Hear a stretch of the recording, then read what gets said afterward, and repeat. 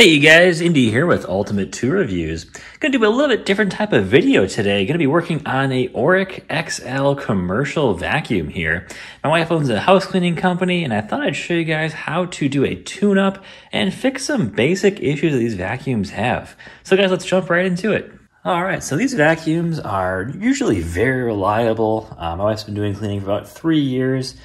She had an original one of these, but unfortunately it got stolen off one of her jobs, so we bought a new one here. And she had this one for about 1.5 years, 2 years now. And, if you know how to change the bags in these things, they're very, very simple to change out.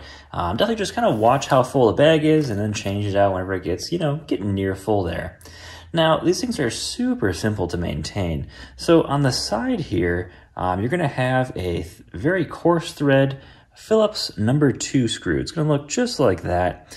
What you're going to want to do is remove that. This piece will then slide just out like this. And what you're going to have here is you're going to have a little roller, and there's a little spindle up here. And what goes on that is this little belt here. You might have an extra one on the bottom of your vacuum. And right there is where the bottom one is usually stored. There's always an extra one that ships with these brand new, which is pretty cool. Just an extra belt there, just in case yours breaks off. All right, so once you have this removed, you can check for any wear and tear on the belt. I had one that totally snapped, but here's going to be the new one. You're definitely going to want to take these off every once in a while. Make sure to inspect it. Now, she was having an issue with this one where it kind of started smelling really smoky. The roller stopped working entirely. Now, my first thought was going to be that the roller itself started clogging up with a bunch of hair. And that possibly started causing it to get jammed on one of these sides on the bearings. Now, unfortunately, it actually did get jammed, but the bearing itself on this side was completely destroyed. It looked like it totally had melted. I'm not sure exactly what had happened there, but it totally melted. This thing basically just came totally off, and this thing would not rotate at all. However, this side was still fine, but again, it's best to just replace the parts and you'll be good to go from there. Now, luckily, all the parts of this vacuum are really cheap on Amazon. I often order the bags. You can get, roller replacement parts. I keep a bunch of the extra belts on hand. They're very easy to work on, so I'll show you how to take this thing apart now and how to work on it on the next step here. All right, so now before you continue on to the next step, once you have that side cover off, you're going to need a Phillips number 2 bit and a Torx number T20 bit. That T20 bit, you're going to want a little bit of an extension on there too, because some of these bottom screws here are going to be pretty deep in that casing to get off. So what I did was, and definitely don't do this, I should have done this, but I put a full-length T20 bit into an extension. This won't come out now, but it does work for this project, and you know what? It'll get the job done.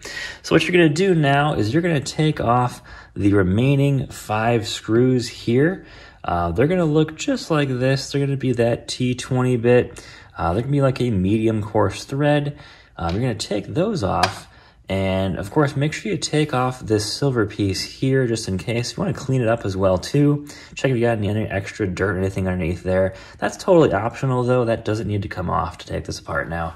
All right, so now removing this piece, you're going to want to make sure that you keep this piece nice and safe. The plastic does get a little fragile here. You don't want to drop this either. All right, and then of course, make sure you have the unit unplugged. You don't want to touch anything in here while it's still plugged in. You can definitely get hurt or even kill yourself touching that at 120 volts there. So now you're going to have your roller assembly will be in here. I've already got this one removed as it already was totally fried. So what you're going to want to do now is you see the motor assembly is going to be on this side. You're going to want to line up the roller now, and it's going to go with the spindle side here on that side with the motor. So these 2 square pieces will slide in just like that into these little crevices here. If you see those little crevices right there, this thing slides in really nicely, super easy to put that in. This is something that you can definitely do yourself. No need to take this to a repair shop. Very easily. Just make sure you're being really careful to not have this thing plugged in at all, and you should be good to go. All right, now that we got the roller assembly in here, just want to make sure this will now spin freely. And you also want to make sure that these bristles here are meeting at the suction point here at the motor. So as it's going to be spinning here, it's going to be pulling all the dust and debris to that one spot in the motor. So as it's spinning, it's pulling it right to that intake, and then it goes into the bag there. So now that we have this assembled, we can now put the cover back on and we're ready to go. And you also want to make sure before you put this cover back on that everything inside there is nice and clean. Just want to make sure the bumper is on in the back as well too. That definitely helps protect any furniture, any trim that you're working around. And so remember, these are the medium coarse threads. So the one on the left side is for that cover, and the one on the right side, I've got 5 of these that are identical here. These are what hold this cover back on. And I'm using the subcompact Metabo here. I just did a review on that not too long ago in the same day. I'll link that in the description as well. Great little impact driver for getting these screws on and off with these little parts here.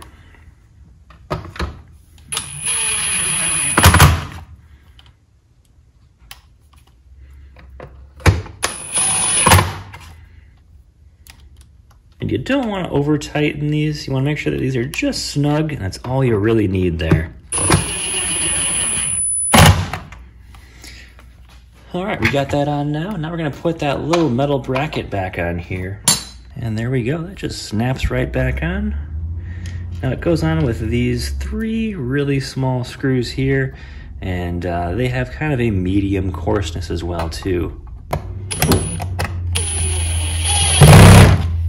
I just forgot there, I didn't put the bracket underneath that lip there. I was sticking up too high, so make sure you put this bracket on. It's got to go over that lip there and sit almost flush with the little plastic pieces there.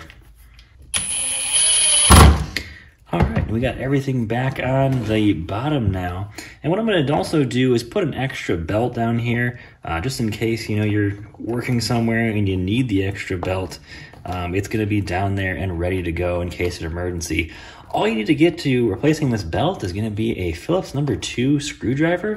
Be able to pop that cover off that's over here, and you can replace that belt pretty quick. So let's put that belt back on now. All right, so put that belt back on. All you have to do is get it around the larger spindle down here first, and then you can use basically a thumb or just one finger to pull it up onto the smaller little roller there.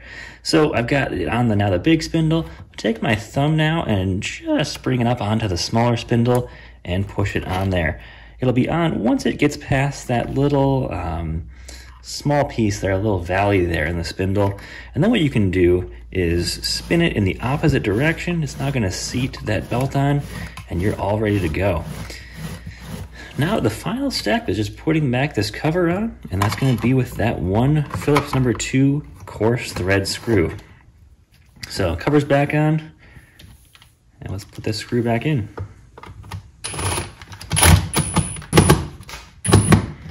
All right, there we go, and let's test it out and see if it works. All right, so what we're going to want to see now is we're going to want to see the spindle moving, and we're going to make sure we also want to have suction as well too. So let's turn it on and see how it works.